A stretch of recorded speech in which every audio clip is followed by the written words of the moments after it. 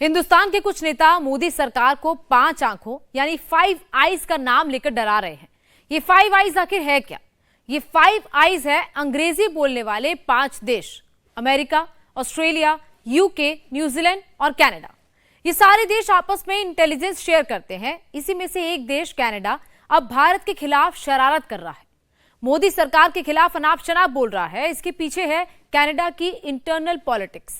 इस पॉलिटिक्स में कनाडा का सीक्रेट वेपन बन गया है खालिस्तानी आतंकवादी गुरपतवंत सिंह पन्नू। अचानक ट्रूडो को पन्नू पसंद क्यों आने लगा? हिंदुस्तान में जिस खबर की सबसे ज्यादा चर्चा है उसकी खबर इस रिपोर्ट में है।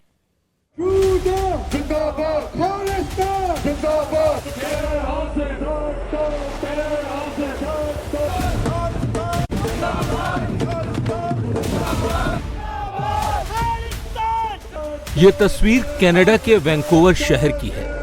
वैंकूवर के भारतीय दूतावास को बंद करने की मांग कर रहे ये प्रदर्शनकारी सिख फॉर जस्टिस से जुड़े हैं। इंडियन कॉन्सुलेट के सामने भारत के झंडे का अपमान किया जा रहा है। प्रधानमंत्री नरेंद्र मोदी के खिलाफ नारेबाजी हो रही है।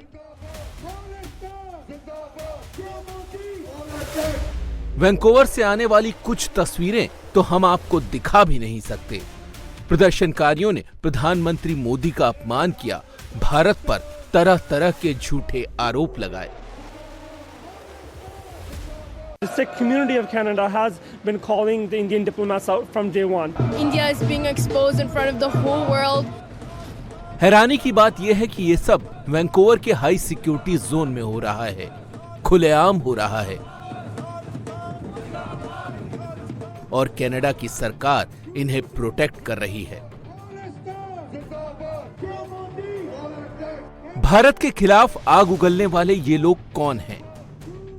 ये लोग खालिस्तान के समर्थक हैं, सिख फॉर जस्टिस संगठन से जुड़े हैं। वही सिख ऑफ जस्टिस जिसका चीफ है गुरपतवंत सिंह पन्नू। वो पन्नू जो भारत की मोस्ट वांटेड लिस्ट में है।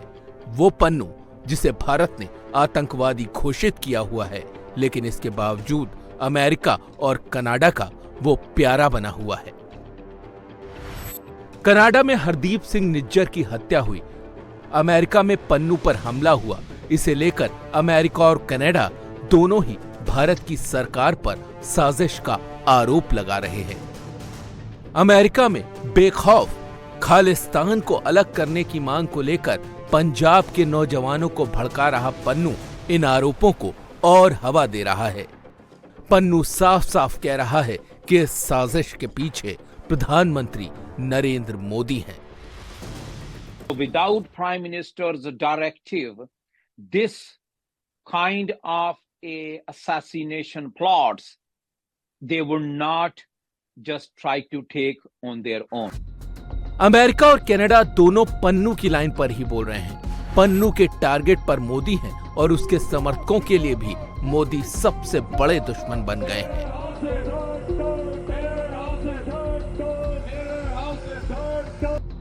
गुरपतवंत सिंह पन्नू कौन है? अमेरिका में क्या कर रहा है? कैसे वो विदेशी धरती से भारत विरोधी अभियान चला रहा है, उसे भी समझ लीजिए। गुरपतवंत सिंह पन्नू मूल रूप से पंजाब का रहने वाला है। 90 के दशक में यह अमेरिका में बस गया। पेशे से वकील है और न्यूयॉर्क में लॉ फर्म चलाता है। 2007 में पन्नू ने सिख फॉर जस्टिस की स्थापना की। खालिस्तान के समर्थन में इसने रेफरेंडम 2020 अभियान शुरू किया। गुरपतवंत सिंह पन्नू भले ही अमेरिका में रहता हो, लेकिन अलगाववाद का सारा कारोबार वो कनाडा से ही चलाता है। कनाडा में पन्नू की जड़ें बहुत मजबूत हैं, क्योंकि कनाडा की ट्रूडो सरकार उसके पीछे खड़ी है। भारत सिख फॉर जस्टिस संगठन पर बैन लगा चुका है, लेकिन इसके बावजूद कनाडा की सरकार खालिस्तान समर्थकों को बढ़ावा दे रही है। 28 जुलाई 2024 को कनाडा के कैलगरी शहर में जनमत संग्रह कराया गया। सिख फॉर जस्टिस ने खालिस्तान की मांग को लेकर रेफरेंडम कराया। वोटिंग कैलगरी के सरकारी म्युनिसिपल प्लाजा में हुई। कनाडा इकलौता ऐसा देश है जहां 4 बार खालिस्तान पर जनमत संग्रह हुआ। एक प्रतिबंधित आतंकी संगठन को सरकारी जगह दी गई, अवैध मतदान कराया गया, भारत को ऐसी जगह के रूप में दिखाया गया जहां लोगों के मानवाधिकार सुरक्षित नहीं हैं। हालांकि भारत ने इसका विरोध जताया, लेकिन कनाडा की सरकार ने कुछ नहीं किया। कनाडा खालिस्तान समर्थकों का सपोर्ट क्यों कर रहा है? भारत का विरोध करके उसे क्या हासिल होगा? निज्जर और खालिस्तान समर्थकों को पनाह क्यों दे रहे हैं ट्रूडो? वाहेगुरु जी का खालसा, वाहेगुरु जी की फतेह। कनाडा के प्रधानमंत्री जस्टिन ट्रूडो का सारा गेम इसी एक लाइन में छिपा है।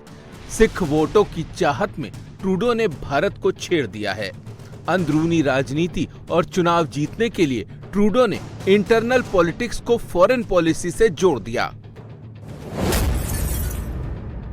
न गवाह न सबूत, ट्रूडो भारत से गुत्थम गुत्था। 14 अक्टूबर को कनाडा ने भारत के 6 डिप्लोमेट्स पर जासूसी का आरोप लगाकर उन्हें निष्कासित किया। खालिस्तानी आतंकी हरदीप सिंह निज्जर की हत्या से उनका लिंक जोड़ने की कोशिश की, लेकिन 2 दिन बाद ही 16 अक्टूबर को ट्रूडो पलट गए। कनाडा में विदेशी हस्तक्षेप के मुद्दे पर पब्लिक इंक्वायरी में बोलते हुए ट्रूडो ने कहा कि उनके पास इस बात का कोई ठोस सबूत नहीं है कि निज्जर की हत्या में भारत शामिल है।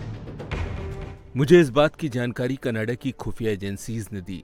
उन्हें शायद 5 आइज के सहयोगियों ने साफ साफ बताया कि भारत इसमें शामिल है। भारत सरकार के एजेंट कनाडा के नागरिक की कनाडा की धरती पर हुई हत्या में शामिल थे। भारत और कनाडा के रिलेशन जो है वो अभी बहुत ज़्यादा स्ट्रेन्ड है और ये सब हुआ है जस्टिन ट्रूडो के स्टेटमेंट की वजह से। भारत ने ये दुनिया को दिखा दिया है कि भारत ये बहुत तगड़ा राष्ट्र है और भारत के साथ नोबडी शुड मिस। भारत एक बहुत शक्तिशाली राष्ट्र है और भारत ये ठोस कदम उठा सकता है। भारत ने जो कनाडा के डिप्लोमेट्स थे उनको वापस भेज दिया है और जो भारत के डिप्लोमेट्स थे जो कनाडा में थे उनको वापस बुला लिया है अपने देश में। जस्टिन ट्रूडो ने जो स्टेटमेंट किया वो काफ़ी बचपना वाला स्टेटमेंट था। अब उन्होंने वापस लिया है, लेकिन ये ऐसे स्टेटमेंट वापस लेना, पहले स्टेटमेंट करना फिर वापस लेना, ये एक राष्ट्र के अध्यक्ष को नहीं शोभा देता। तो भारत ने दिखा दिया कि हम में ताकत है और हमारे साथ किसी ने भी पंगा लेने की जरूरत नहीं करनी।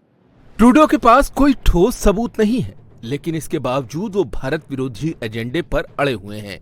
मोदी सरकार के खिलाफ नैरेटिव बनाकर कनाडा के इलेक्शन में इसका फायदा उठाना चाहते हैं। यही वजह है कि अभी वो इस मामले को और लंबा खींचने के मूड में हैं। कनाडा की विदेश मंत्री मेलनी जॉली ने साफ साफ चेतावनी दी है कि भारत के दूसरे डिप्लोमेट्स को भी वापस भेजा जा सकता है। You know, they're clearly on notice.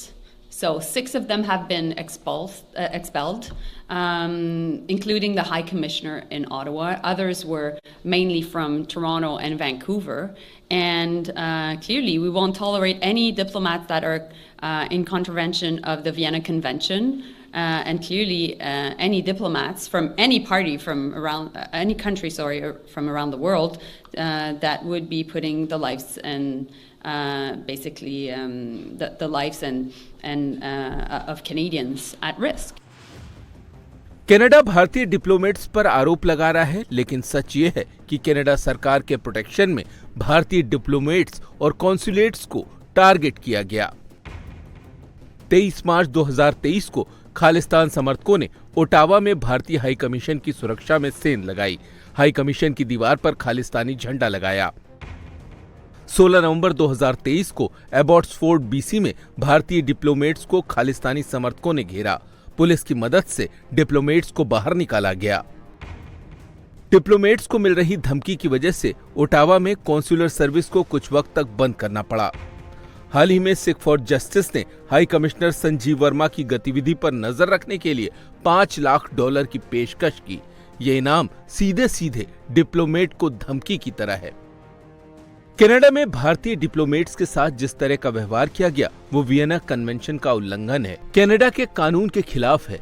ऐसे तनावपूर्ण माहौल में काम कर रहे डिप्लोमेट्स पर बेबुनियाद आरोप लगाए गए और अब विदेश मंत्री बाकी के डिप्लोमेट्स को भी धमका रही हैं, वो भी मीडिया में। इसका मतलब साफ है। It only shows that Canada is intensely interested in escalating.